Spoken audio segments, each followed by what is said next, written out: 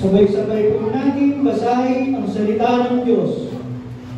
Pagkat ang kahoy man ay may pag-asa, kahit na putulin ito ay magsasama. Purihin ng Diyos sa pagkabasa ng kanyang salita. Amen!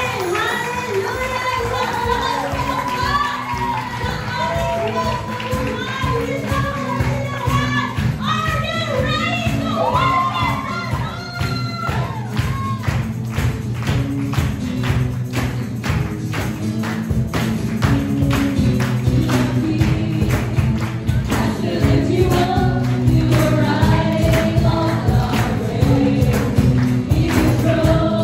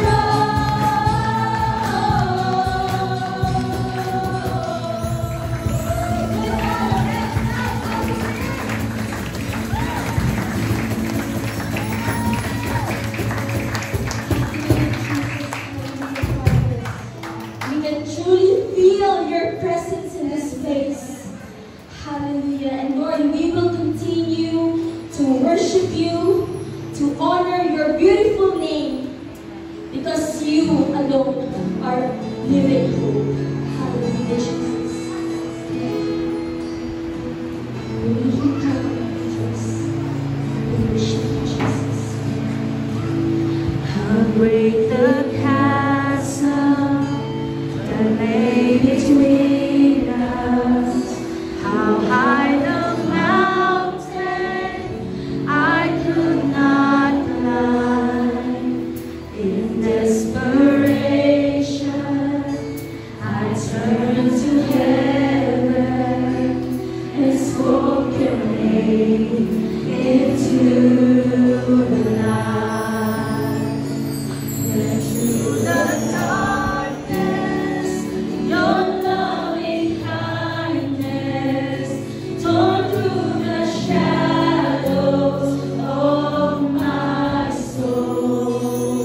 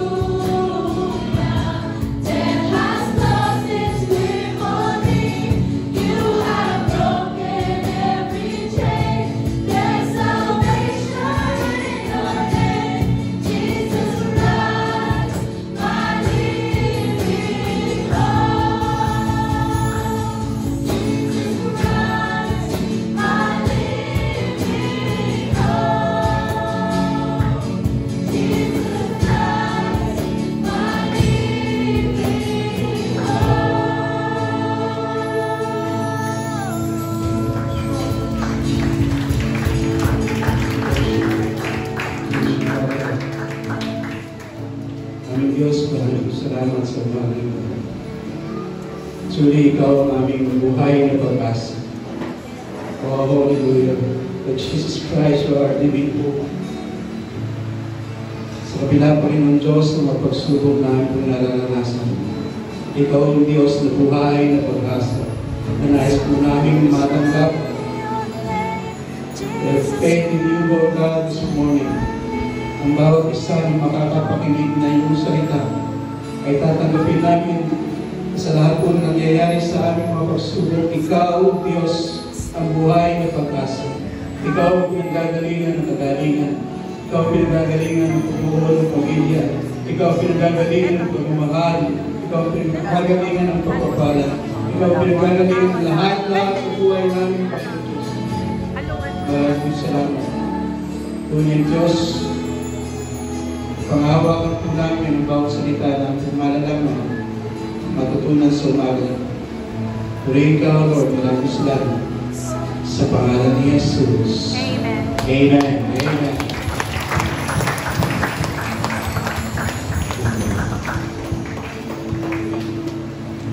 Before tayo po, let's pray for people sa right side natin. Let's pray. Hallelujah, Lord, we praise you, Lord. We thank you for the one we pray.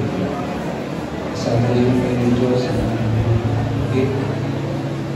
you are with us. Surely we're happy, Lord, to see you and see you, Lord. Thank you, Lord. In Jesus' name, amen. Sa kaya po, let's pray for them. Lord, maraming salamat. Truly, we're blessed. Bless our Lord to see our brothers and sisters again. Guide them, Lord, sa masanang po namin. Tatanggapin ko yung salita sa mga yung magiging kalagawan ng kasakal. Magawa ka namin ang Diyos sa mga kalagawan. Truly our Diyos. Truly our Lord. Truly our Diyos. Truly our Diyos. Bless the Lord. In Jesus' name, amen. Amen.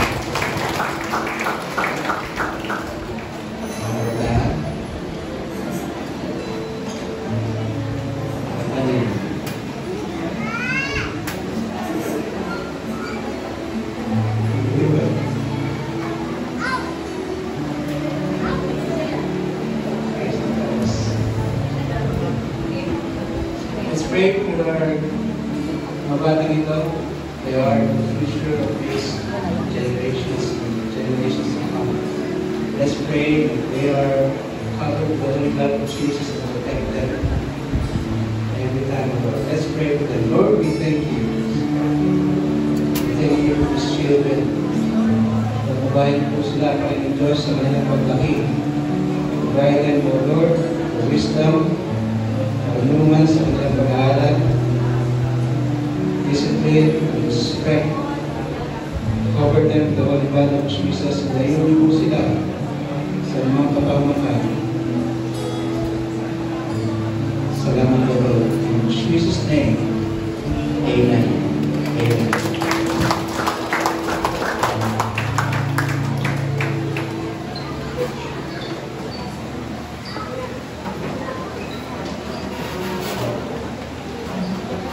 Magandang umaga po sa inyo lahat. Morning. I'm so excited to again hear the word of God this morning. Amen. Pero bago po tayo magsimula, nais ko po, because I'm truly blessed.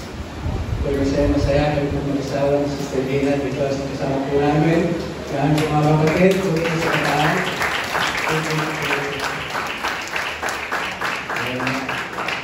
Sinagap po naman tayo dito sa sinagap. Amen. So, kamusta po ang isang linggo nyo? Kamusta?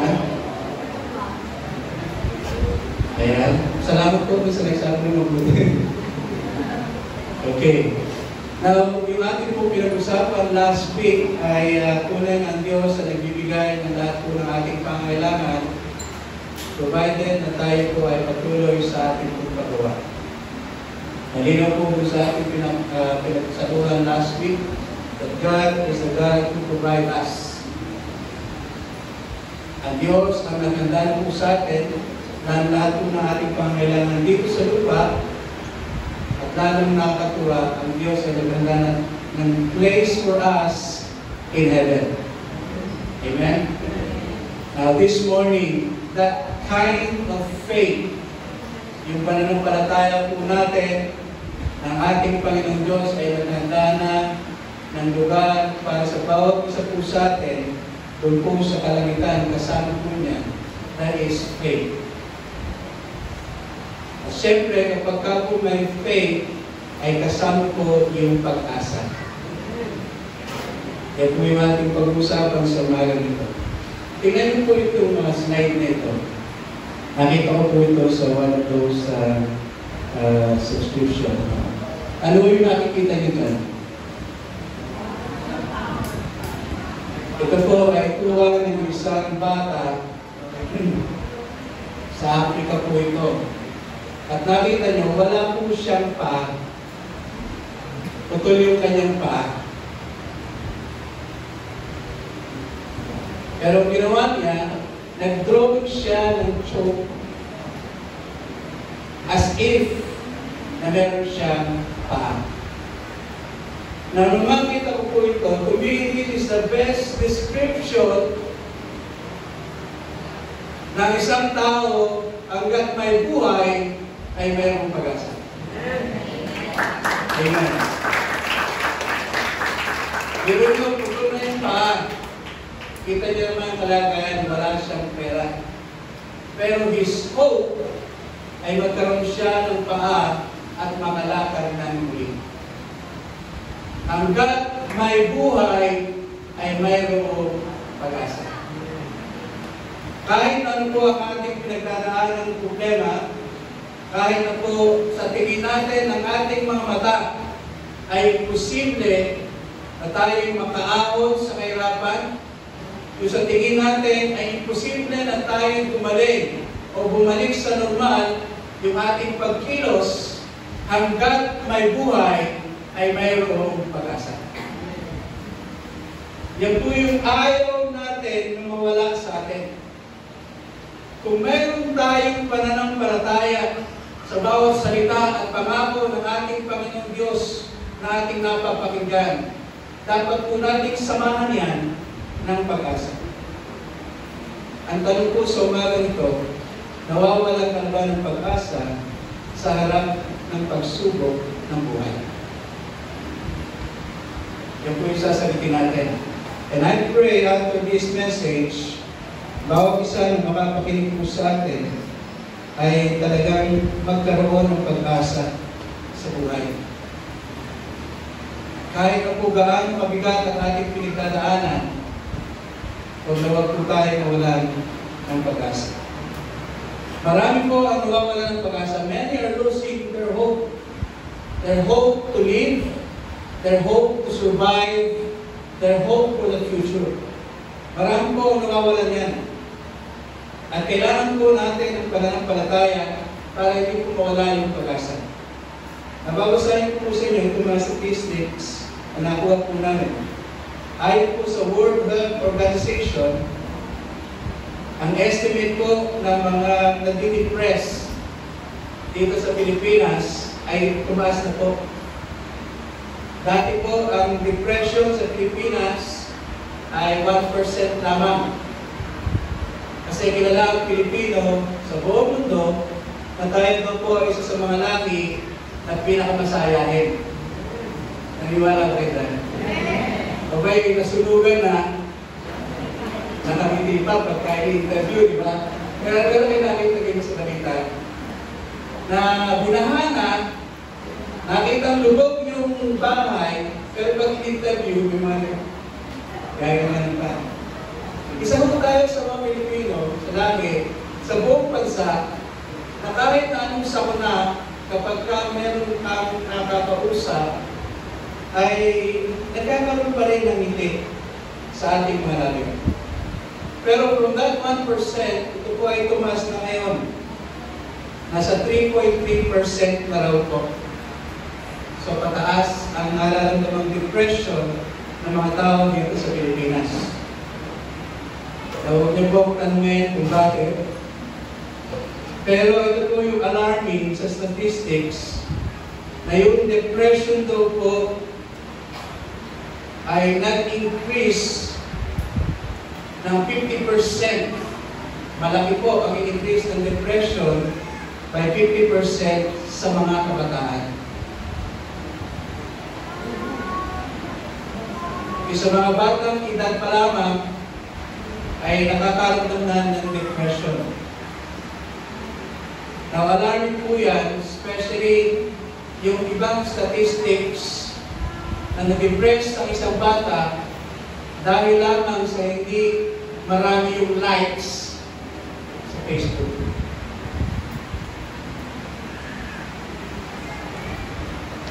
So, ganyan po yung naging sitwasyon, especially sa mga kabataan ngayon. Kaya very alarming na 50% ang nag-increase. At ito po ay nag-rank na number 25 na po ang depression among the top causes of death. Dati nasa rank 31, ngayon ay nasa rank 25 na ang depression. At tumas na po yung nag-a-attempt ng suicide sa kasalukuyan. Dati 2,000 lamang noong 2019, ngayon ay nadoble na. Naging 4,000 na.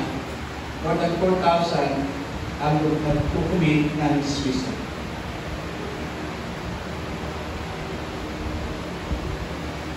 Now, kung isa po sa pinaka-nangungunan na dahilan kung bakit nagkakaroon ng depression daw po sa Pilipinas ay ang tingin ng mga tao ay ang buhay nila sa ngayon.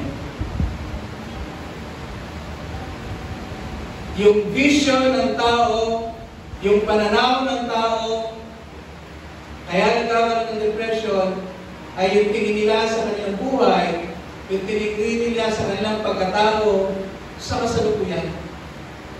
Ibig sabihin, wala na silang nakikitang pag-asa sa darating na buhay nila. Kaya nagkakaroon sila ng depression. Nawawala yung dating nakasanayan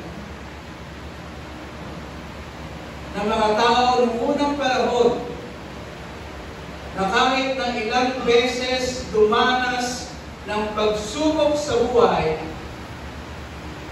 kung ilang beses silang bumaksak, ay nakukuha pa rin tumayo. At isa sa dahilan ay yung kawalan ng pag-asa na gagaling sa ating Panginoon Diyos.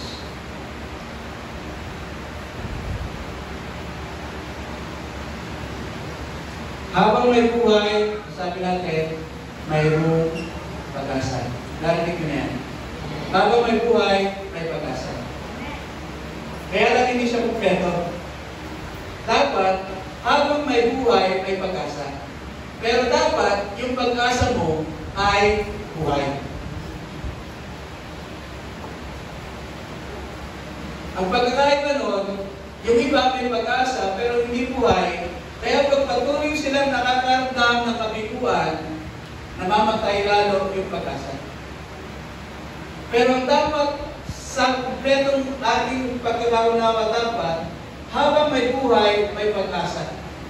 Pero ang ating pag-asa ay dapat buhay. Okay na ba? Okay, yan po yung ating pag-usapan sa umaga nito. We need to have a life with a living hope in God. Sabihin nyo nga, living hope in God. Living hope in God. Now, again, kung dapat, hindi lang hope, pero dapat living hope. At hindi ba basta living hope, kasi baka may living hope kayo, tumigil na lang doon, ang living hope nyo ay nakasalalay sa tao. Maling po yun. Kaya living hope in God. So, yun po yung magiging malinaw sa ating pag-uusapan sa mga ito. Now, bago po tayo magsimula, tingnan po natin ang isang magandang example sa buhay ng isang tao sa Biblia. Ito po ay ang buhay ni Job. Now, si Job po, hindi po nakakaalam, si Job, pag binasa niyo po ang kwento ni Job sa Biblia, si Job ay isang makatwirang tao. Siya po ay pinagpala ng Diyos. Marami siyang mga baka, marami siyang mga tents, marami siyang mga tao, 10 ang kanyang anak. And si Job ay mayroong pananampalataya sa Diyos. Alam niya kapag mayroong nagawang kasalanan ang kanyang mga anak, siya po yung humihingi ng kapatawaran in behalf dun sa kanyang mga anak. Ganyan po si Job. Pero itong si Satanas, yung demonyo, ito po yung kwento, pumunta at kinausap ang Diyos at sinabi, yan si Job, kaya lang mo siya sumusunod sa iyo kasi pinagpapala mo. Kaya ang sinabi ng Diyos, kunin mo lahat yan. Pagpapala niya, tingnan mo kung anong gagawin ng tao ito. Huwag mo lamang sasaktan si Job. So, ginawa ng Satanas, bumaba sa lupa, at ginawa niya, lahat ng mga ari-arian ni Job, mga baka and everything, pati yung mga sakahan, sinunog, ninakaw, pati yung 10 niyang anak ay namatay. Ang natira lamang ay yung kanyang asawang babae. Meron po akong nabasa na talagang parusa kay Job kasi kinuha na lahat ang tinira yung asawang babae. So parusa daw ito talaga yun. Now, ito po si Job, despite na mawala sa kanya lahat ng ari-arian, sa kabila ng matay lahat yung kanyang 10 anak, anong ginawa ni Job? Inilas niya yung kanyang damit at siya yung humingi ng patawad sa ating Panginoon Diyos at siya ay nagpuri sa ating Panginoon Diyos. Ganun yung ginawa ni Job. Sa isang ordinaryong tao, talagang pagka kinuha na lahat sa iyo yung pagpapala, yung kayamanan mo, nawala, mamatay lahat yung mahal mo sa buhay, ang normal reaction natin, nagsisisi ng ating Panginoon Diyos. Pero ibang klase, itong si Job. Kaya bumalik na naman si Satanas at kinausap na naman ng Diyos. Ang sabi ng ating Panginoon Diyos, sinabi ko sa iyo, ibang klase ito aking si Job.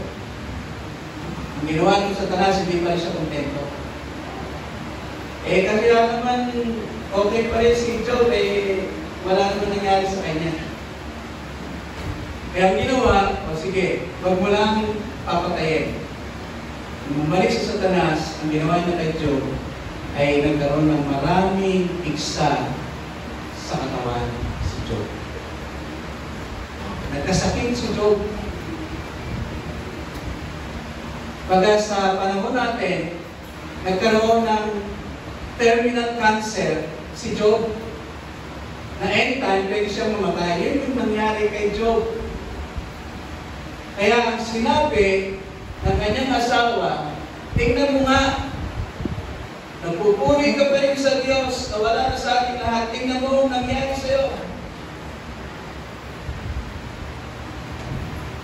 Sumpayin mo na ang Diyos, sabi ng kanyang asawa. Alam nyo, maraming pag-uusapan dito, pero eventually, hindi umigay si Job sa pagsubok sa buhay. Na nangyari, kwento sa inyo. So dito po sa aking binasa at sinakinuwento sa inyo, ito po yung katangian o karakter ng isang tao na buhay ang kanyang pag-asa sa ating Panginoon Diyos, kagaya ng ginawa nito. Una, Ang sabi po dyan, Job never blamed God. Hindi niya sinisi ang ating Panginoon Diyos.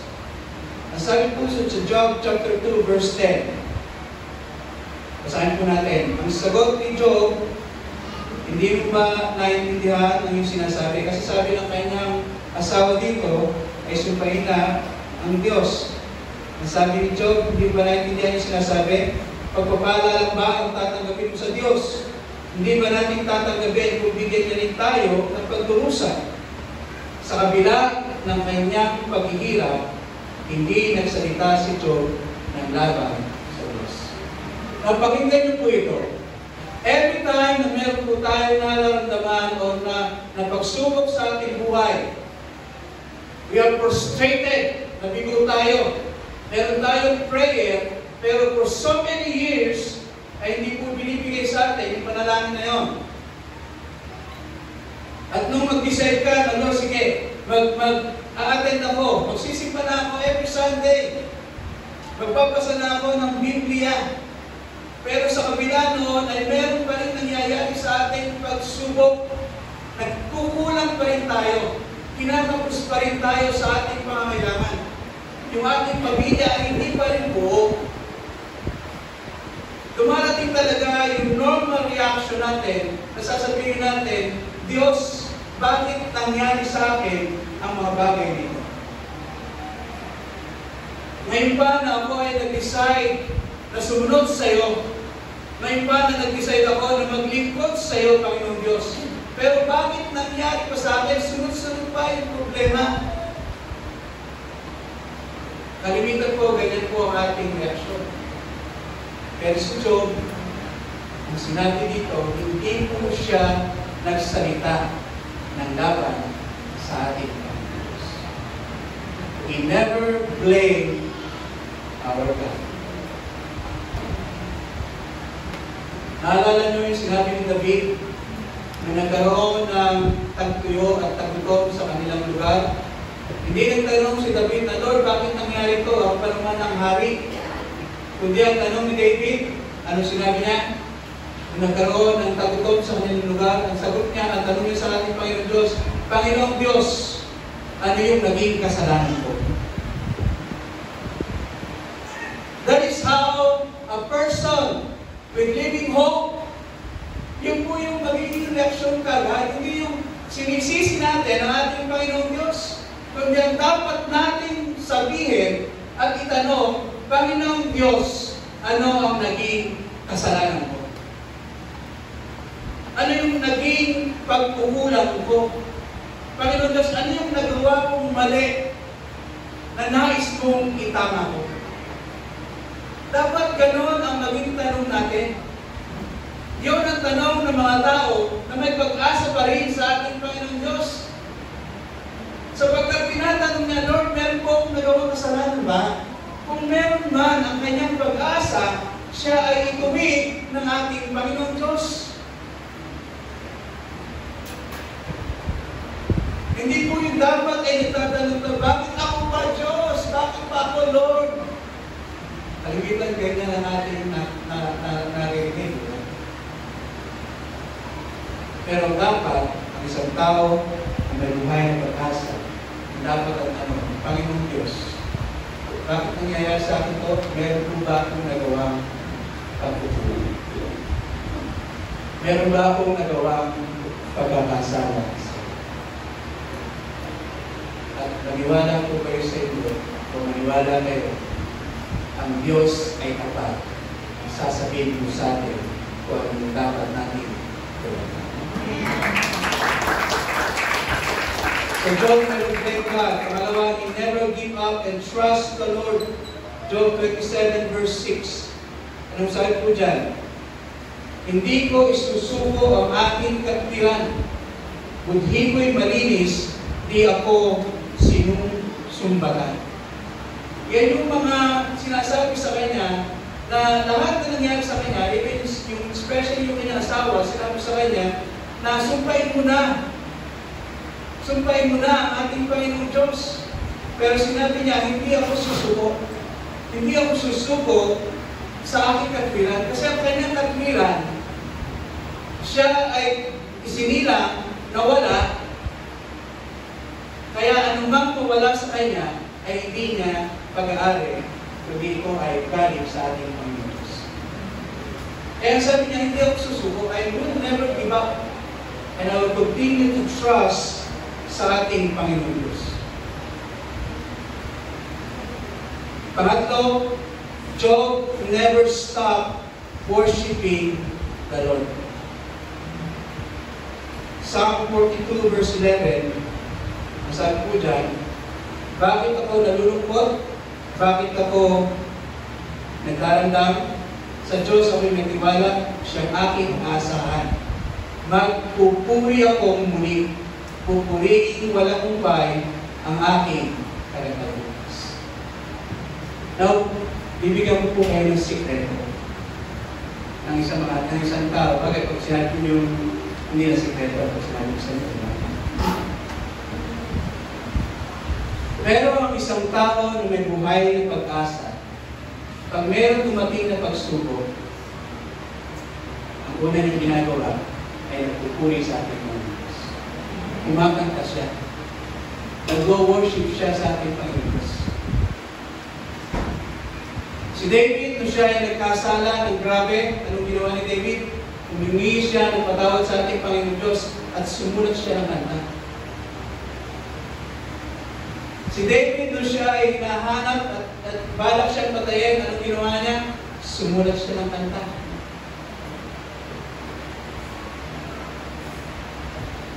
Dapat kapag meron tayong nararamdaman na pagsubok o talagang grabe yung ating problema, ang dapat natin ginagawa ay nagpupuri, umaawit tayo sa ating Panginoon Diyos.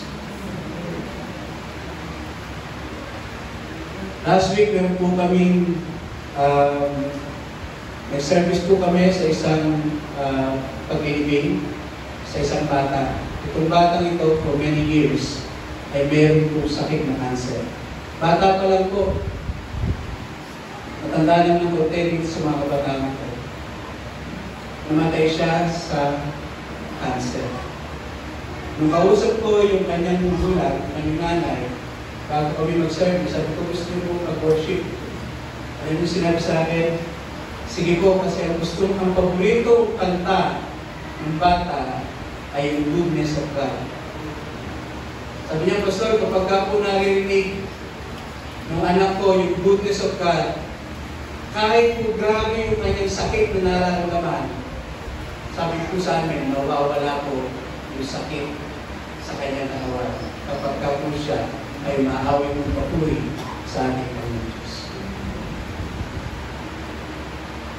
Goodness of God.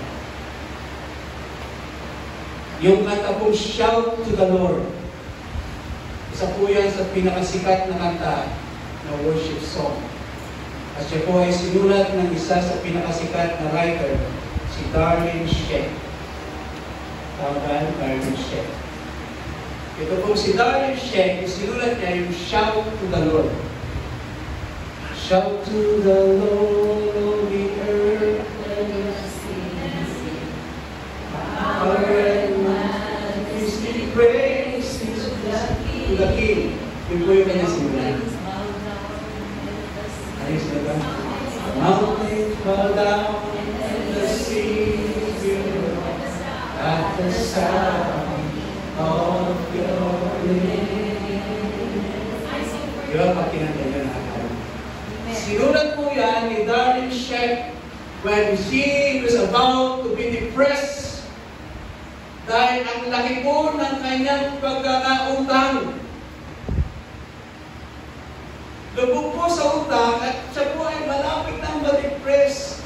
Pero because she has the living hope, nagsulat po siya ng kanta. And she said, we need to shout to the Lord.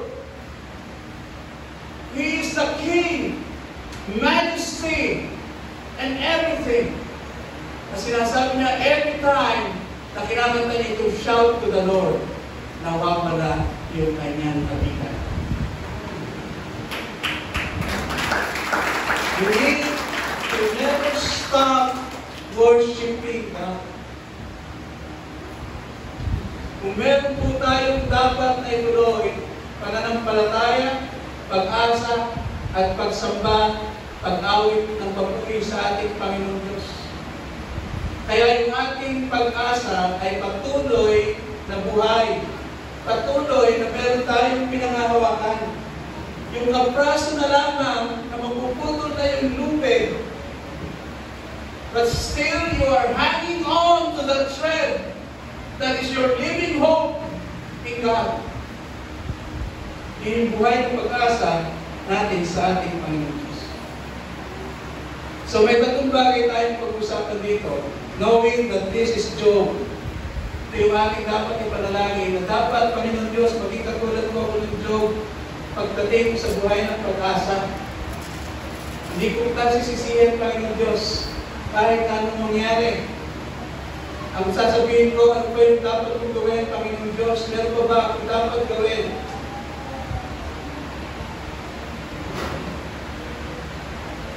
We never stop worshiping God. And we never stop trusting God. So, paano po natin mapapalakas yung ating buhay ng pag-asa? Are you ready for this? Tatlo po ito. Una, we need to have and maintain connection with the living God. Dapat po ay patuloy yung ating connection. Hindi po tayo hiwalay sa ating Panginoon Diyos. Base po sa Mga Oral, chapter 9, verse 4, ngunit habang nabubuhay ang tao ay hindi siya dapat mawalan ng pag-asa at manatili natin kasama ang ating Panginoong Diyos. We should always be connected sa ating Panginoong Diyos. Usually, ang nangyayari, kapag may problema, ang una natin iniisip, kanino tayo lalapit? Meron tayong marinig, ito, malakas ang connection ko dito kay Mayor. Ito, malakas ang connection ko dun sa may-ari ng kumpanya.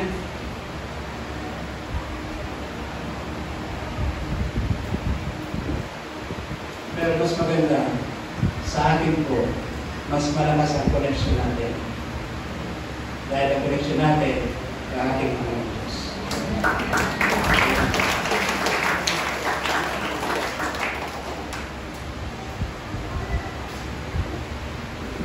Dapat panghawakan natin ang dapat nating koneksyon at hindi tayo hiwalay sa ating Panginoon Diyos. And God is faithful. Siya po yung magdadala sa atin sa tamang lugar, magdadala sa atin sa tamang tao, magdadala sa atin sa tamang panahon. Dahil tayo ay hindi iwalay sa Kanya. We should always be connected sa ating Panginoon Diyos. How do we be connected sa ating Panginoon Diyos? Dapat lagi tayong nananalangin.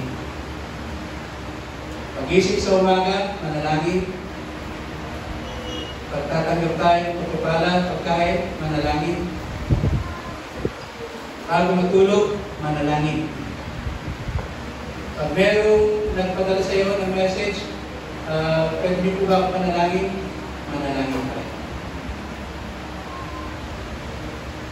Kaya po bago tayo magsimula ng pagtanggap ng kanyang salita, tayo pinagpapanalangin sa isa't isa. Because when we pray to God, we are talking to God. Ako pa ang ginagawa ko, kahit po ako nagmamaneho, nagpe-pray po ako. Pero hindi po nakapikit ang mata ko. Pwede yung, kasi mag-isalamat po ako na pumapasok o uwi, ay ang aming faith, habang may nagmamaneho, katabi ko ang ating Panginoon Diyos. At kumakasabay niyo po o para po sila ang may kinakausap pero wala. Pero totoo, meron akong pinakausap. Because I'm talking to God.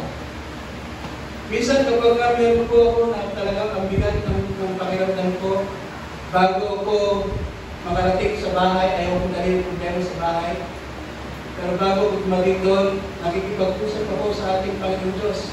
As simply as if my Lord is sitting beside me. And I know that my Lord is sitting beside me. Talagang pinapakausap ko siya as if na nandun siya. At alam ko na nandun doon ang ating Panginoon Diyos. Talagang pinapakausap ko siya, nagsusumbong ako sa ating Panginoon Diyos. Minsan mapag-desperate o frustrated sa trabaho, pinapakausap ko, Lord, bakit ganun yung boss ko? Bakit ganun yung nakausap ko? Ang init ng ulo kagad. Nagsusumbong ako sa Kanya. Sinasabi ko, bahala ka na Lord sa Kanya. And I just want to pray for that person. You just don't stop talking to God. Huwag natin putulin yung pag-ipag-usap natin sa ating Panginoon Diyos. And God is faithful. He will answer. Tutugon ng ating Panginoon Diyos sa lahat po ng ating sinasabi sa Kanya.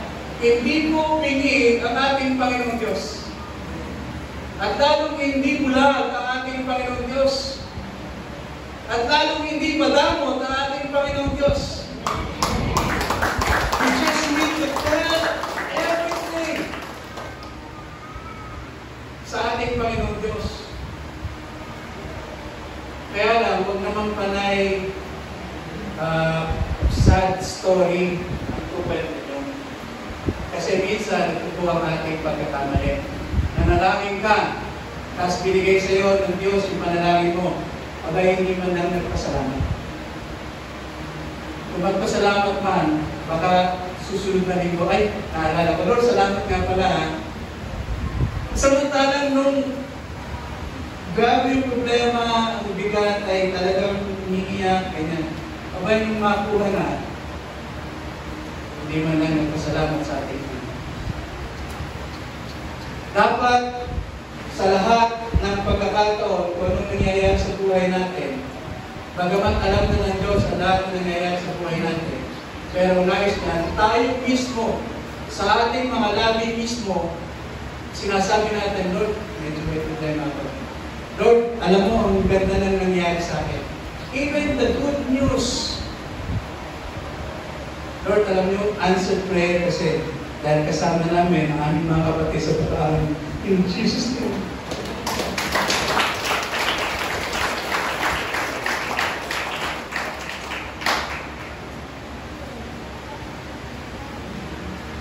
Ganun po talaga dapat pati yung masayang nangyari sa iyo, kwento natin sa ating Panginoon Diyos. Everything. We just need to stay connected sa ating Panginoon Diyos. Pangalawa po, yung revelation of the Word. Kapag ikaw ay nakikipag-usap na sa ating Panginoon Diyos, through prayer, you stay connected by reading the Bible. Yung salita ng ating Panginoon Diyos. At pag binabasa natin ang salita ng Diyos, ang Diyos naman ang nakikipag-usap sa atin. Yung prayer, tayo nakikipag-usap sa Diyos. When we read the Bible, ang Diyos ang nakikipag-usap sa atin. We just need to stay connected and receive the revelation of His Word. Ang isang salita ng ating Panginoon Diyos ay napakaraming ibig sabihin. Depende sa inyong sitwasyon.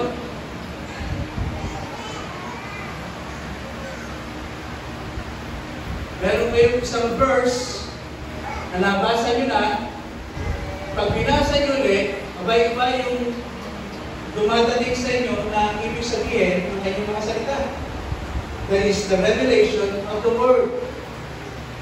God reveals Himself through His Word. Kung gusto nating makilala ang ating Panginoon Diyos, kung gusto nating malaman kung ano yung kayang gawin ng Diyos sa ating buhay, basahin natin ang kanyang mga salita.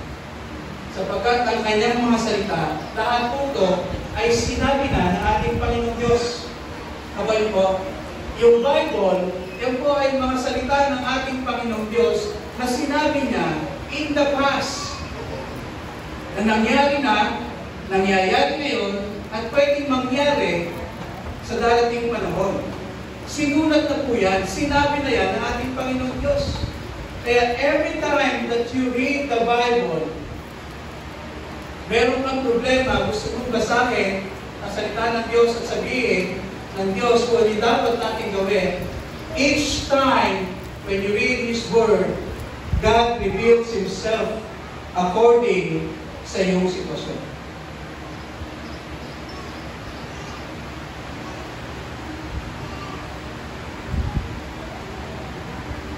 Depende po sa ating sitwasyon. The Word of God reveals who God is. Kung gusto natin makilala ang ating Panginoon Diyos, basahin natin ang Biblia.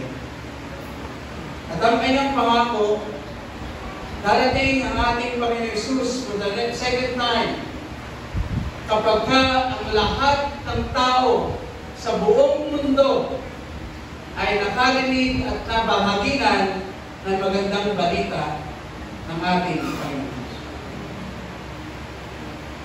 Kaya nga yung mga internet na yan ay isang pamamaraan ng ating Panginoon Diyos para marating ang pinakasulok na bahagi ng ating mundo. Nang sa gayon yung taong nakatira doon sa pinakasulok na bahagi ay marinig niya ang patungkol sa ating Panginoon Diyos. Then and when, pag nakarinig ang lahat ng tao patungkol sa ating Panginoon Jesus, babalik ang ating Panginoon Jesus para po sa atin. He will return to us. Kaya, kung meron man kayong gusto na i-share sa mga Facebook, sa mga Instagram, ay share natin ay ang Word of God. Amen. We need to read His Word. Yung kanyang salita na do not be afraid. Huwag kayong matakot.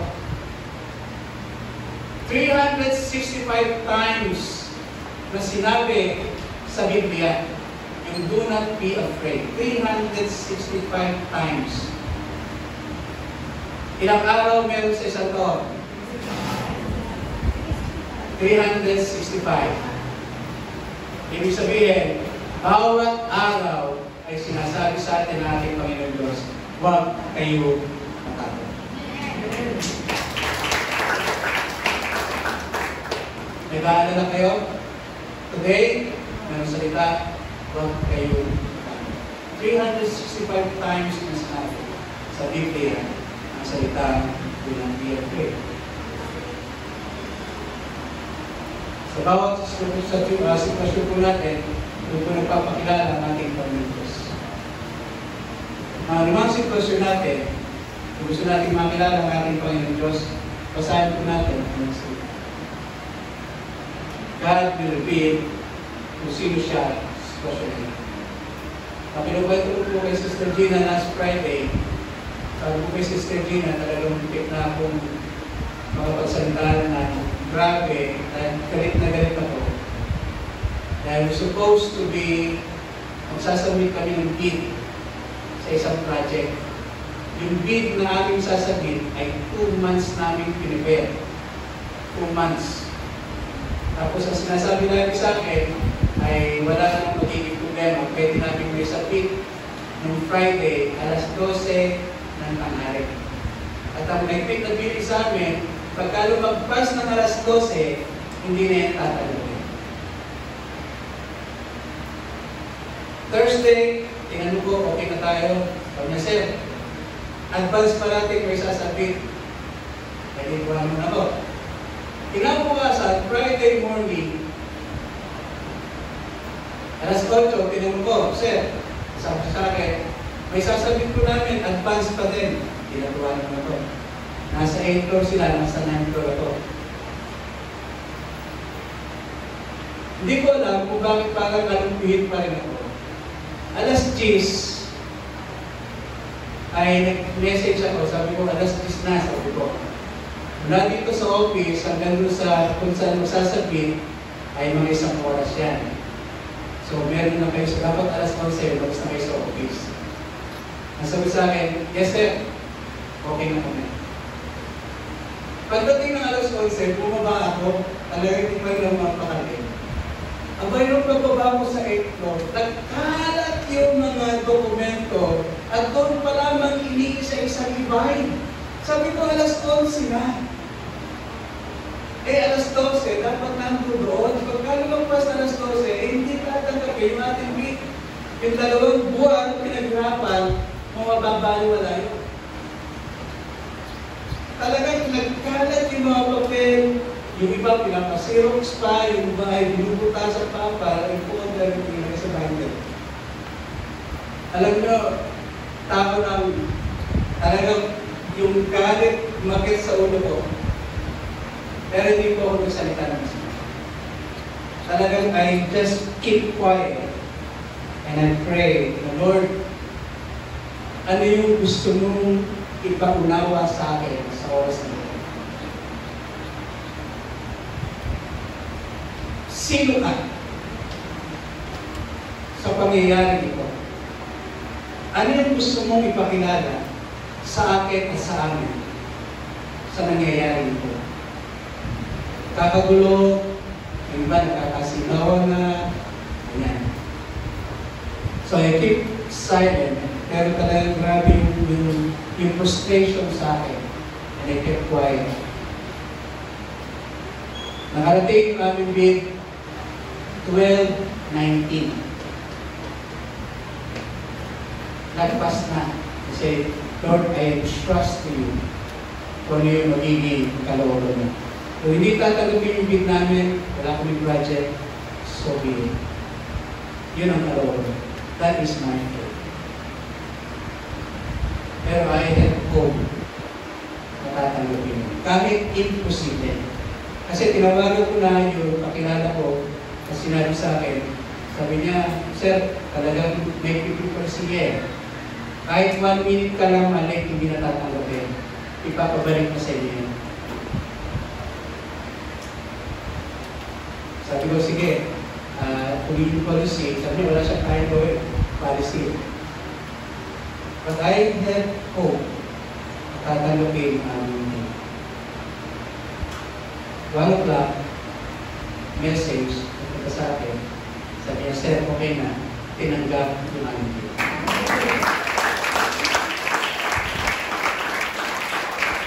Doon pa lamang, sabi ko, Lord, kahit hindi kami manalo dito, pero ang hope pa rin namin siyempre manalo.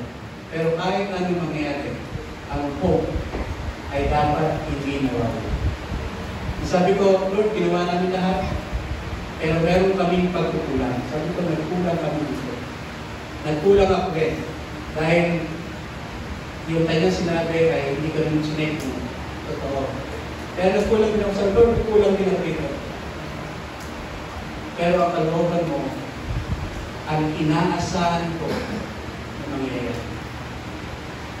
This is God's promise. God will reveal Himself through His Word. Kaya salita niya, do not worry. And I have hope. Lord said, do not worry. And my hope, I will not worry. Pangatlo, so una, we should have connection to the Lord. Pangalawa, we should ask for revelation of the Word. And pangatlo, yung pagkilos ng banal na Espiritu, the activity of the Holy Spirit. Romans chapter 5, verse 5, sabi po dyan, at hindi tayo binibigo ng pag-asa na ito sapagkat ang pag-ibig ng Diyos ay ibinuhos niya sa ating mga puso sa pamagitan ng banal na Espiritu. Whenever we have hope, yung buhay na pag-asa sa ating Panginoong Diyos, Mararamdaman natin ang kanyang pag-ibig, and that love and goodness and faithfulness of God ay alam natin at mararamdaman natin sapagkat yan ang sasabihin sa atin ng banal na Espiritu. Alam niyo yung banal na Espiritu, yan po yung minsan ay hindi niyo maintindihan bakit nangyayari at bakit naiisip natin. That is the works of the Holy Spirit. Minsan sa buhay natin ay nararamdaman natin na grabe ng problema, pero for some reason, hindi natin may paliwanag bakit tayo walang nararamdaman takot. That is the work of the Holy Spirit. Banal na Espiritu. Yung banal na Espiritu, ang sinabi ng ating Panginoon Diyos, bago siya, ang Panginoon Jesus, bago siya nabuhay ng muli, at bago siya mag-ascend sa heaven, ang sabi niya, padadalan ko kayo ng banal na Espiritu. Ang banal na Espiritu ang maggagabay sa atin. Ang banal na Espiritu ang magpapaalala sa atin ng lahat ng mga sinabi niyang mga salita at pangako. Ang banal na Espiritu ang magtutuwid sa atin. Yung kapag meron kang gustong gawin na alam mong mali, pero malapit mo nang gawin, bigla kang umurong, yan ay gawa ng banal na Espiritu. Yung naranasan ko last Friday, na gusto ko nang pagalitan yung mga tao niya. Galit na galit talaga ako. But then, nag-subside, biglang nawala sa isipan ko na magalit at ipaalala sa akin na magpanalangin. That is the works of the Holy Spirit. Every time that we are confused, hindi natin alam ang ating gagawin, at hindi nyo maintindihan, bigla na lang nang meron dumating sa inyo na ito pala dapat kong gawin. Ito yung tamang gawin. Ito yung aking dapat gawin. That is the work of the Holy Spirit.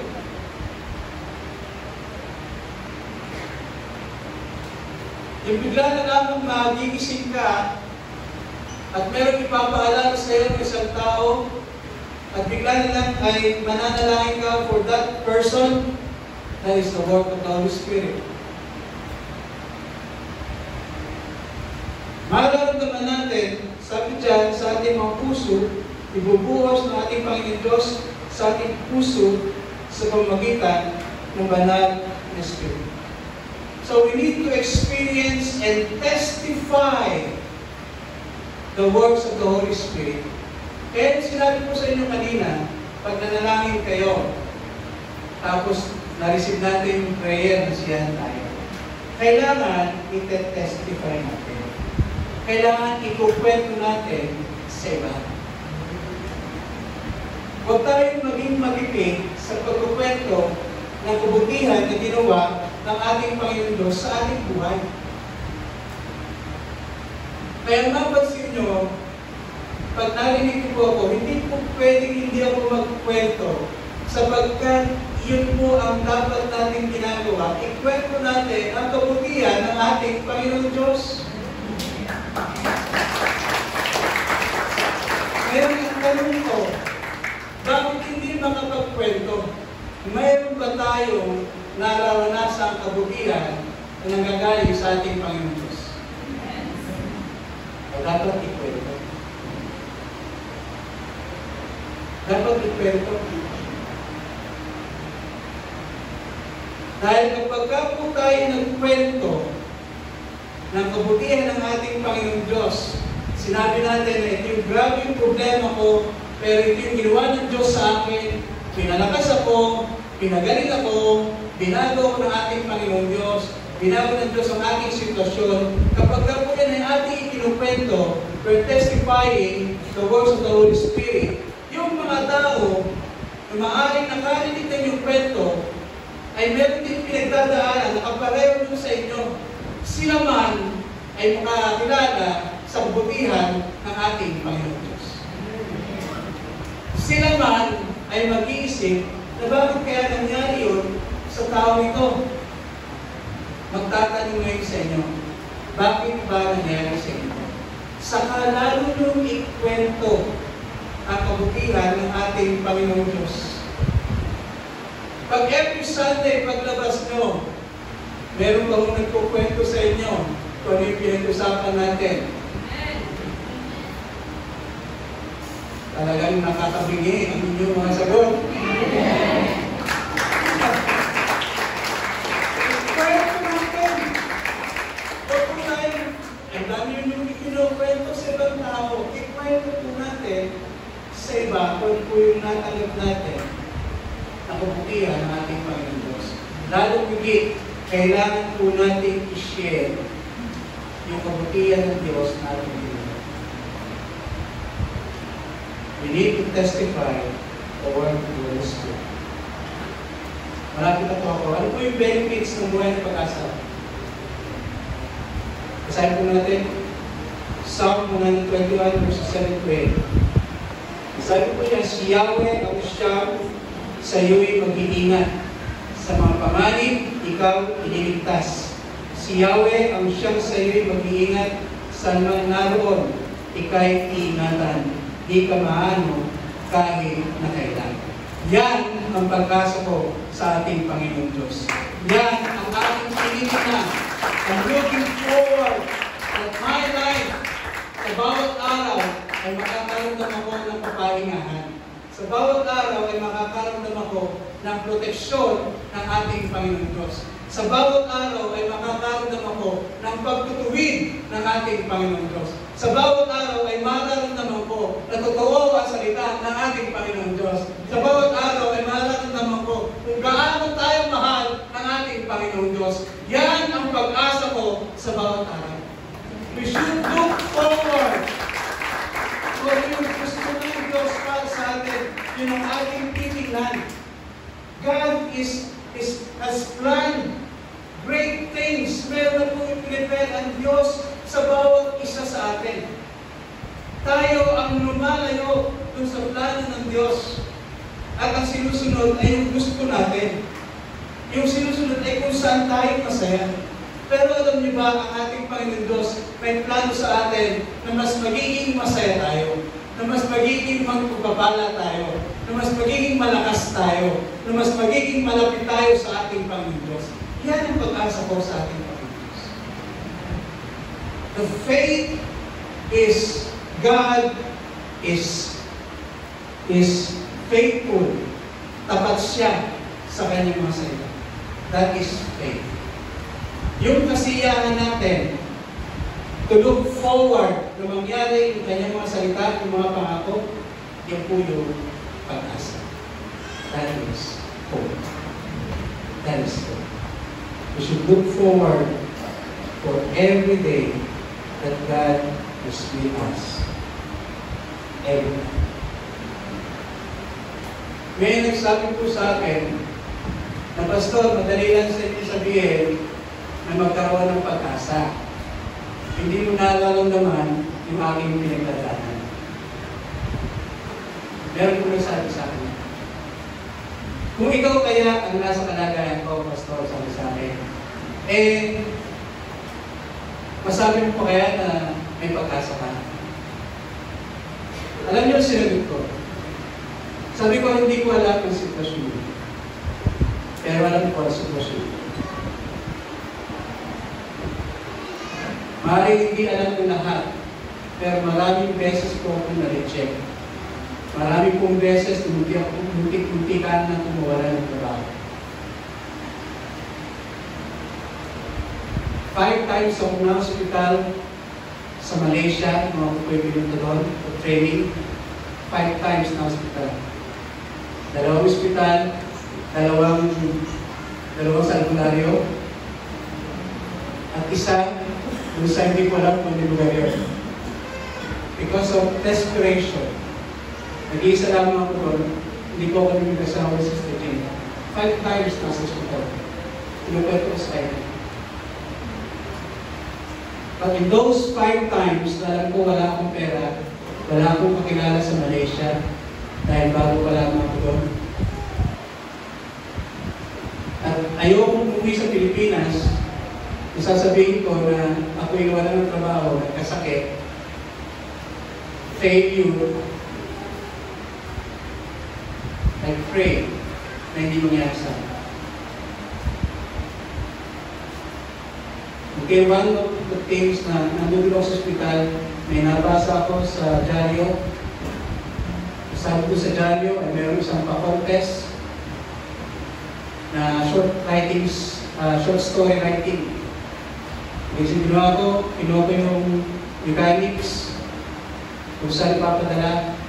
Ang nalagay doon, hindi pwedeng mag-join ang isang foreigner. Ang kailangan mag-join ay yung taga-roon sa Malaysia. Eh, yun ang sinasabi sa akin ng aking Panginoon Diyos na ito yung pag-asa mo. Kapag nanalo ka dito sa contest na ito, meron kang may uwi na kami content sa Pilipinas. Kasi ayaw ko rin sabihin sa pamilya, sa tatay ko, sa nanay ko, na nagkasakit ako sa Malaysia. Di pa hindi nila alam. After many years lang na magaling na ako sa alam, nila na alam na nagkasakit ako sa Malaysia. Pero yun nga ang aking pag-asa na pag nanalo sa contest na ito, ay magkakaroon ako ng kahit konti na may uwi sa Pilipinas. This was 1982. 1987. 1987. Nung may dumating na opisina ko, at kinuwento ko sa kanya na ito yung dahil alam niya na ako'y paglabas sa ospital, wala na akong trabaho. Kasi nga, sabi ko sa opisina, ay puro gastos na ako kasi 5 times na sinagot yung hospital ko.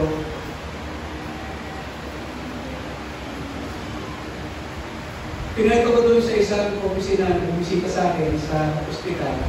Sabi ko, meron natin ang contest dito. Gusto ko sana yung sumali. Pwede ko bang gamitin ang pangalan mo? Kasi hindi mo pwede yung sumali. Pero yun yung hope ko. Yun yung natitira kong hope. Sabi ng kausap ko, sige, gawin mo yung pangalan ko. Pag nanalo ka, sa'yo na lahat yan. E di tuntua ako.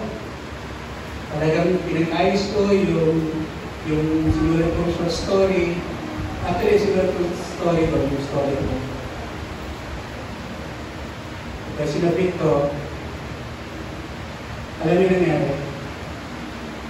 Wala niyo ako nangyari. Natalo po ako.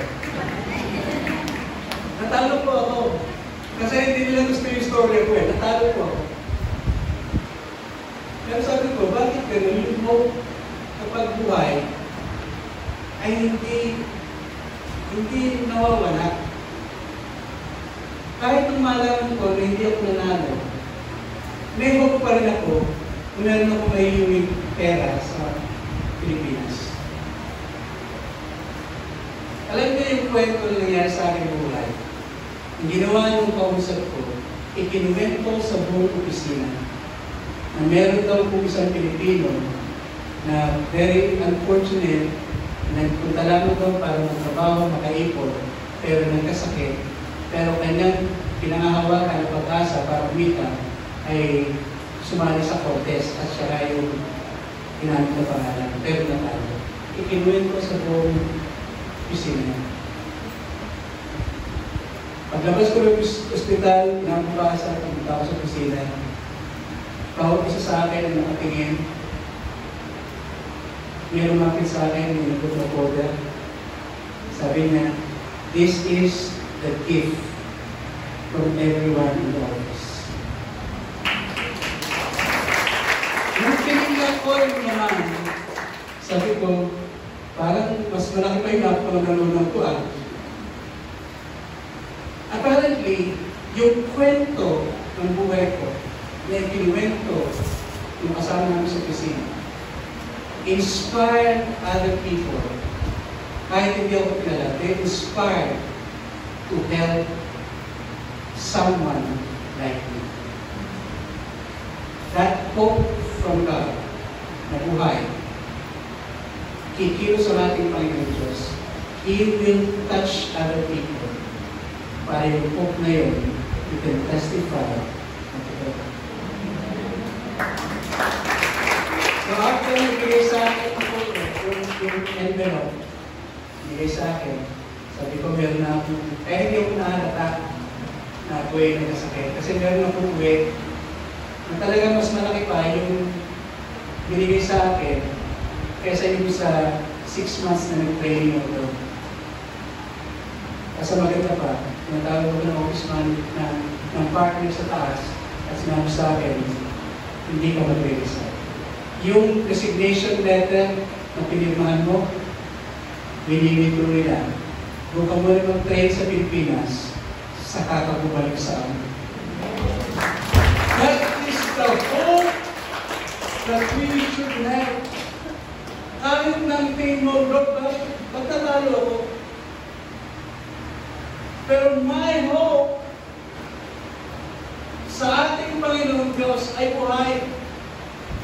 Hindi pa mo ako ganap na Kristiyano, hindi pa ako ganap na nakakaunawa ng salita ng Diyos. Pero ang pinangahawakan ko, buhay ang ating Panginoon Diyos. Kaya ang dapat sa pag-asa natin ay buhay. Hope is not the absence of failure, but having faith despite the failure. Yung pag-asa po natin, hindi ibig sabihin na kahit ilang beses ka na mabigo, hindi rin yung pag-asa na buhay. Ang pag-asa buhay, kahit ilang beses kang mabigo, alam ng pananampalataya mo na buhay ang ating Panginoon Diyos, na buhay ang ating Panginoon Diyos. At yung pag-asa na yan, hindi mawawala. Because no matter how many times we fail, our faith is stronger despite the failure. And our Lord Jesus Christ is the only way to have the living hope. Yung kinuwento ko sa inyo lahat na nangyari, hindi po yan posible kung sa tao ko ibinigay yung aking pag-asa. Ang aking pag-asa ay nasa ating Panginoong Jesus. Jesus Christ is the only way to have a living hope. And God is faithful. He will always give us something every day. Bibigyan tayo ng ating Panginoon Diyos ng dahilan para tayo manatili na buhay ang ating pag-asa sa ating Panginoon. God is faithful. Bawat araw, ibigyan tayo ng dahilan para manatiling buhay ang ating pag-asa. God will let us meet people to prove that our hope is alive. God will lead us to a situation or places that He will make sure na buhay ang ating pag-asa.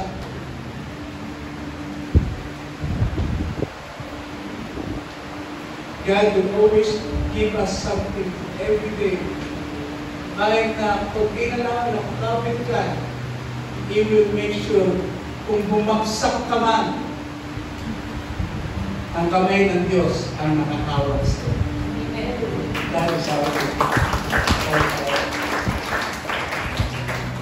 So, ano po ang challenge sa atin today? Isaiah 16 verse 22. Ang pinakamaliit na lipin nyo ay dadaming mainan at munting bansa ay magiging makapangyarihan. This is the word of God. Ako si Yahweh na kaagad tutupad sa aking mga pangako kapag dumating na ang taktang panahon. God is faithful. He will make sure na bawat napakinggan yung word today na mabibigay ng buong na pag-asa. He will make sure na bawat pangako na ating pong napapakinggan every day that we read the Bible, every day that we pray, He will make sure na mangyayari po yan sa ating buhay. Yan po yung dapat na pag-asa na ating pong panghawakan. Never lose hope. Never lose hope. Huwag kung mawala yung pag-asa natin. Kahit na po gaano ang sitwasyon natin, mayroong pag-asa hanggang buhay ang ating pag-asa. Never, never lose hope. Dahil buhay po ang ating Panginoon. Now, before we end, let's start to worship God. Sabi po kanina, kapag medyo nahihirapan po tayo, parang nawawala yung ating pag-asa, let's sing. Let's sing and worship God. Let's all stand. And let's sing, shout to the Lord. Let's sing to the Lord. Let's shout and cry to our God.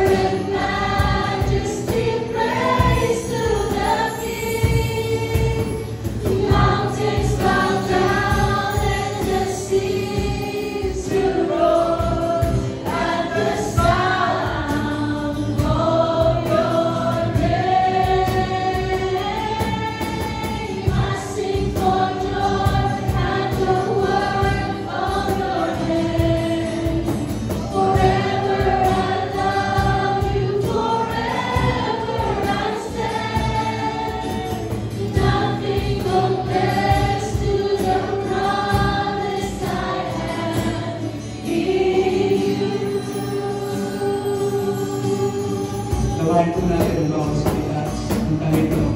And you feel the hope to God to be alive. Lord, there is none like you. All of my days, I want to praise the wonders of your mighty love. My comfort, my shelter.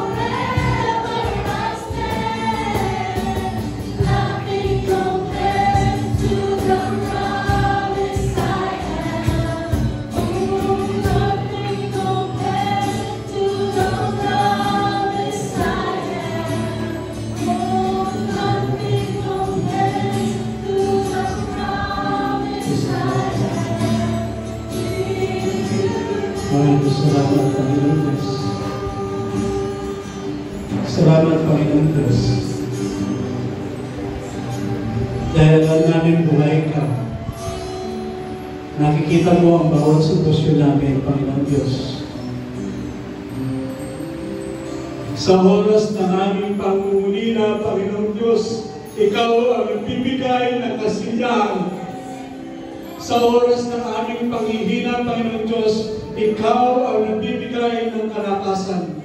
Sa tuwing kami malilito at naliligaw, Ikaw, Diyos, ang mag-aakit sa amin at ituturo ang tamang daan at dapat naming gawin. Maraming pong salamat, Panginoon Diyos.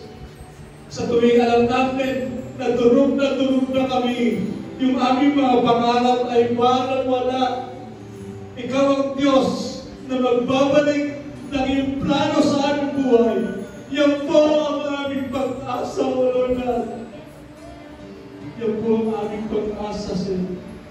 Na nagagaling sa iyo, Panginoon Diyos.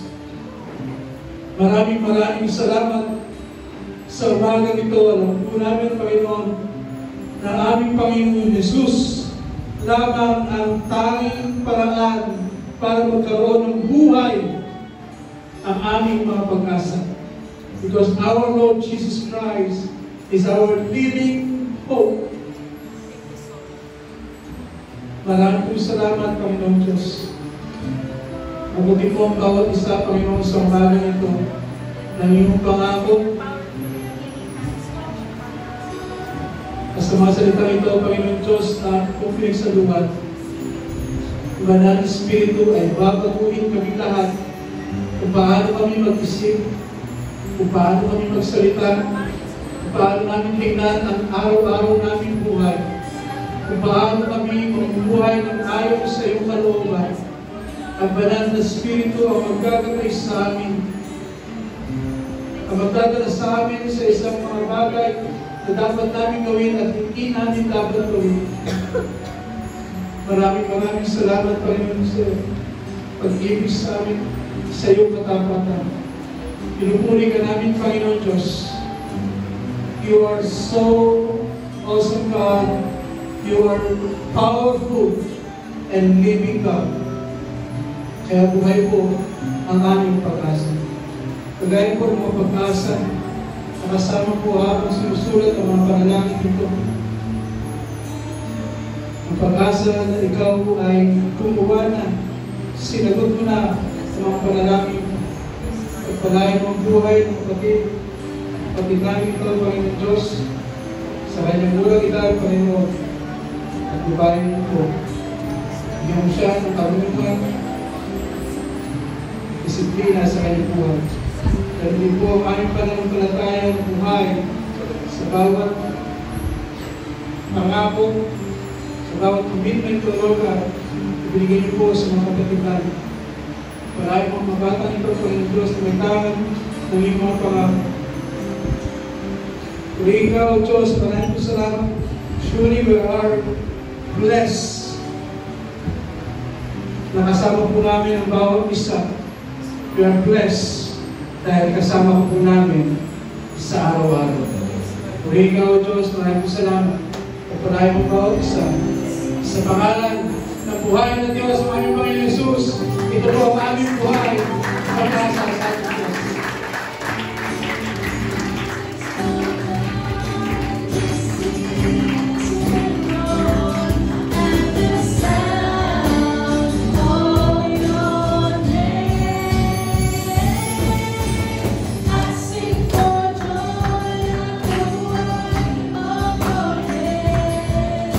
Forever I stand.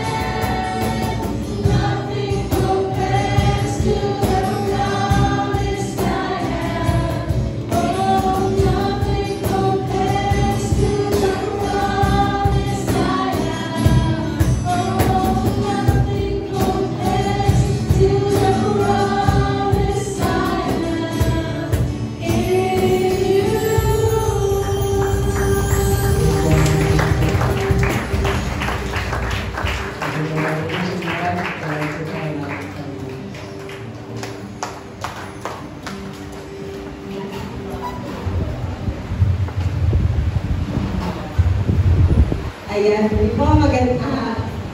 Salamat po sa ating pong Panginoong Diyos sa kanyang pong mga salita na natanggap po ng bawat isa sa atin. Amen po, nandoon na binuhay ng ating pong Panginoong Diyos. So everyday nandoon po yung pag-asa natin. Pero sabi niya, lagi tayong pinapaalalahanan ng ating pong Panginoong Diyos na siya ang Diyos na tapat sa ating pong mga buhay. At hindi tayo dapat mawalan ng pag-asa sa ating pong mga buhay. Amen po, nandoon na laging nandoon yung pag-asa natin. Sabi nga po, hindi sa tao, hindi sa ating mga sarili, hindi sa kung anumang bagay na mayroon po tayo, kundi ang pag-asa natin ay sa Panginoon lang. Amen po?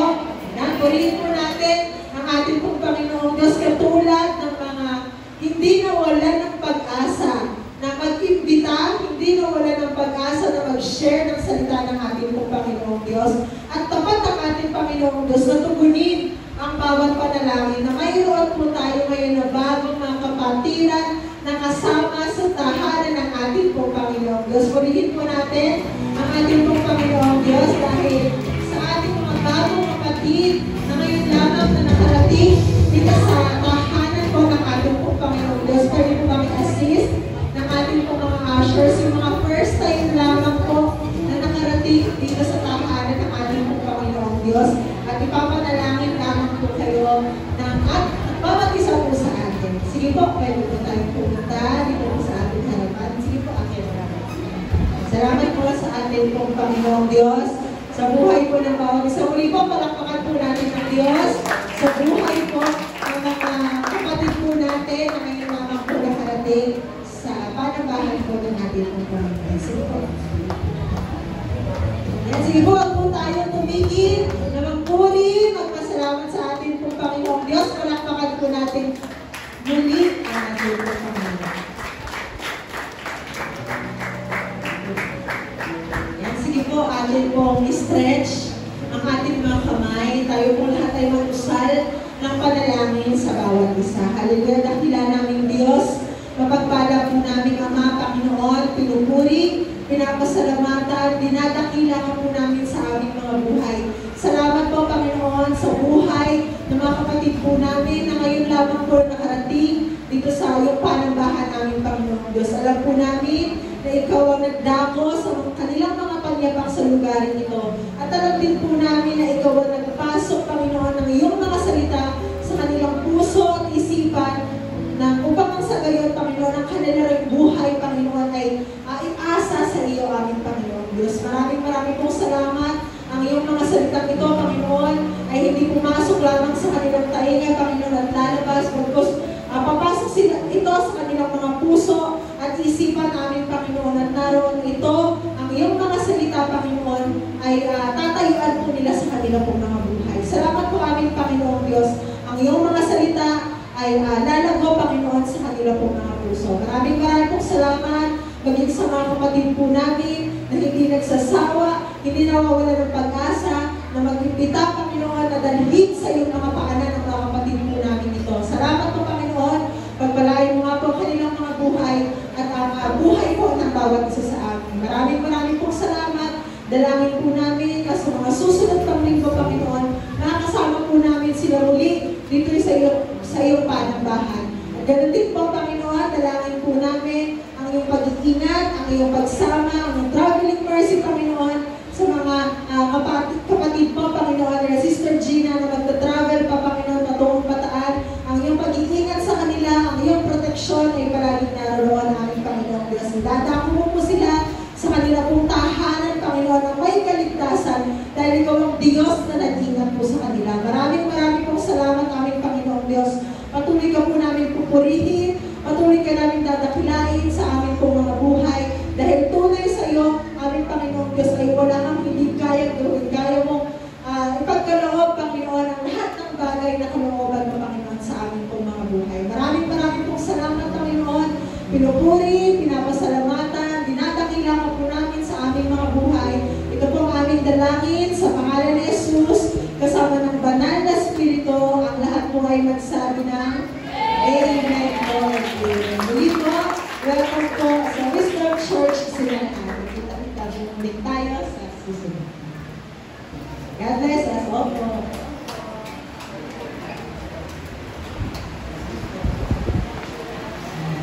Tunay na tapat.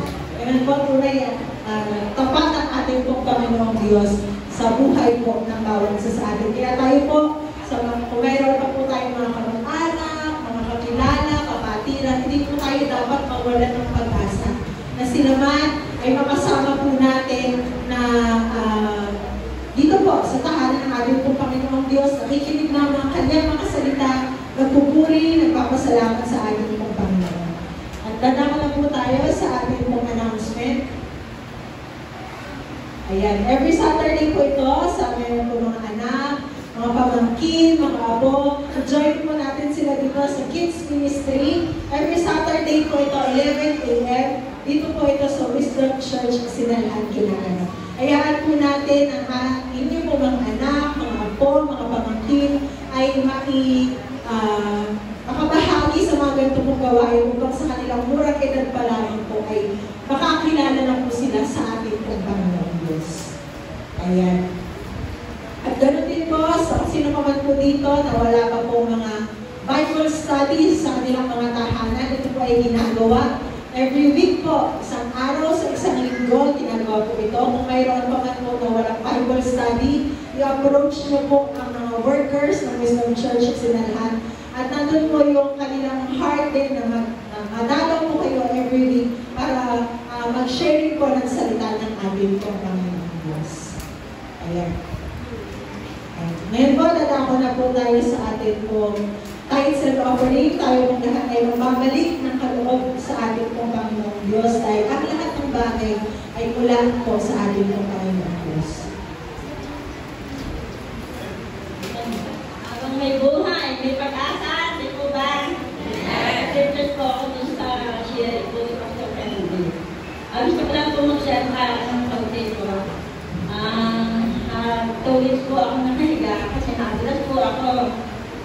Nagdalis ako at saka nakatulog na mga bago na ako. Nagdadalawang isip ako kung mag-charge ako sa Camilo dito. Nag-chat ko si Sister Cora. Sabi niya, by the grace of God, makakatin ako dito. Nagpapasalamat po ako sa Diyos dahil talaga dinako na rin ang Panginoon yung kanya ako dito. Kahit masakit kasi nahihilig ako hanggang ngayon. Pero salamat sa Diyos. Narikit po ako ngayon kasi nakasend ako sa tithes and offering.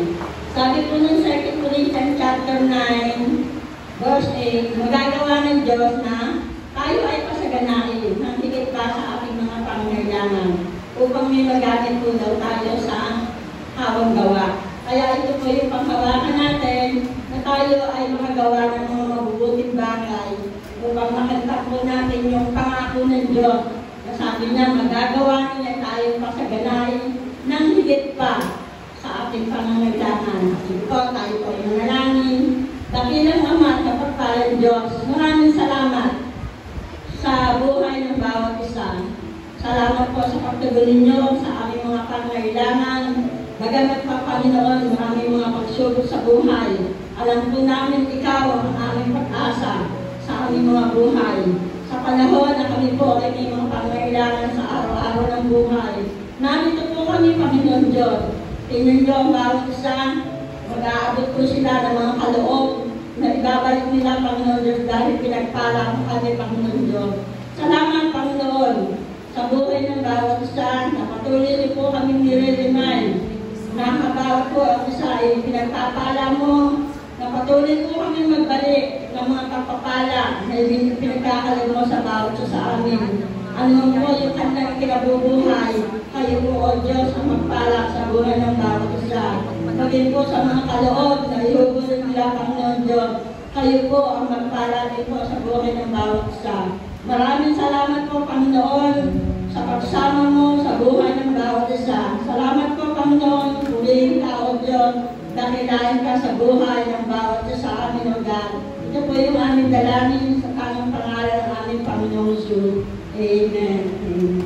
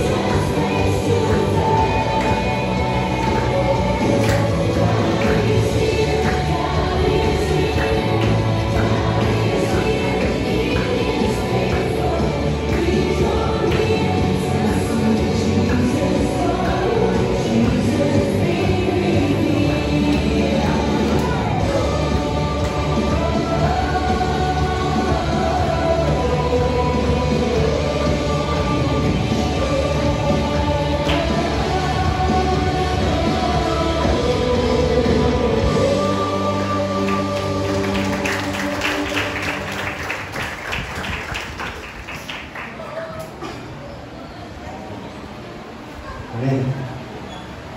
So, tayo po tayo. Declaration po tayo. Ayan, sabay-sabay po natin. Basahin, praise the Lord. Blessed are those who fear the Lord, who find great delight in His commands. Their children will be mighty in the land. The generation of the upright will be blessed. Wealth and riches are in their houses, and their righteousness endures forever. I declare, God builds a legacy for my family. Maraming problema, maraming pagsubok, pero ang hindi malagawa ng tao ay malagawa ng Diyos sapagkat wala imposible sa Diyos. Amen? As always, salamat tayo sa Panginoon at ng Diyos. Kapag palang naman ikaw ang Diyos na mabuti tapat, kailanman mo po. Ang pag-ibig mo ay nag-uumapaw sa bawat sa amin. Salamat po sa dakilang pag-ibig mo. Nandun, buhay ang pag-asa ng bawat isa. Sapagkat ikaw ang Diyos na buhay, ako saan inilalangap namin ang pag-asa ito. Salamat po, Panginoon Jesus. Binigyan mo ng pag-asa ang bawat isa. Binigyan mo ng pagkakataon ng bawat isa upang mapanumbalik yung naputol na relasyon sa iyong mga anak. Narito po kami, Panginoon, punong-puno ng pag-asa sa buhay na kung saan inilaan mo na sa bawat isa sa amin. Nag-uumapaw yung joy sa aming puso, Panginoon. Nakikita namin yung pag-asa na kung saan one day ikaw po ay makakapiling namin dyan sa iyong kaharian. Maging sa oras na ito, Panginoon, kami po ay lubos na nagpapasalamat sa inyo sapagkat patuloy namin nararanasan yung pag-asang iyan sa aming araw-araw na buhay. Dumating man yung mga problema, pagsubok sa aming buhay, pero nandun pa rin. Hawak mo po ang aming buhay, Panginoon. Yung pag-asa namin ay sa iyo lamang namin nilalagay sa mundong ibabaw. Hindi po kami titingin sa tao o kung sino pa man o ano pa man ang gagawin namin, Panginoon Diyos. We will focus sa inyo, aming Panginoon Jesus. Kaya maraming salamat po sa pag-asa nito. Muli, binigyan mo kami, Panginoon, ng salita na babaunin namin, panghahawakan namin, na dumating man o umaroon man kami sa lugar na kung saan wala kaming nakikita. Puro kadiliman, pero nandun, Panginoon, yung liwanag mo, aming Panginoon Jesus, yung pag-asa sa puso namin, yung pag-asa sa buhay namin, na may magagawa ka, nakikilos ka, yung kapangyarihan mo ay patuloy na mararanasan ng bawat isa sa amin. Ama, salamat po sa kagalingan na aming natanggap, sa pag-asa na aming natanggap, sa kalakasan na aming natanggap sa oras na ito, babaunin po namin ito araw-araw at nandun ipapahayag namin yung kabutihan mo sa mga tao na pinapadala mo upang sila din, Panginoon, ay magkaroon ng pag-asa. Sasambitin namin na may pag-asa kung sila, Panginoon, ay magkakaroon ng pananampalataya at pagtitiwala sa iyo. Sapagkat sa iyo nagmumula lahat, lalo-lalo na yung pananampalataya at pag-asa, lalo higit yung pag-ibig mo sa bawat tao, aming Diyos. Salamat po, Ama. Patuloy na pagpapayan mo ang bawat isa, ingatan ang bawat isa. Saan man kami naroon, Panginoon, yung mapag-ingat at mapagpala mo kamay ay patuloy naming mararanasan sa aming mga buhay. Ikaw po, Diyos, at patuloy na tumugon ng lahat ng aming pangangailangan at patuloy naming ilalaga sa inyo ang aming pagtitiwala, ang aming pag-asa. Sapagkat ikaw ang Diyos na buhay, ang pag-asa namin ay buhay, at mananatili kami na buhay kapiling mo, aming Panginoon. Salamat po, pagkalain po ang bawat isa sa aming pag-uwi. Nandoon, Panginoon, na ikaw ang mag-ingat sa bawat isa sa amin. At sa susunod na linggo, nandoon yung kagalakan namin na muli kami magpupuri, magpapasalamat sa iyong kabutihan sa aming mga buhay. Maraming salamat po sa iyo ang papuri, pasasalamat at pagsamba sa tanging pangalan ng aming Panginoong Hesus kasama ng Banal na Espiritu. Amen. God bless po, everyone. Salamat po sa Panginoon. Salamat.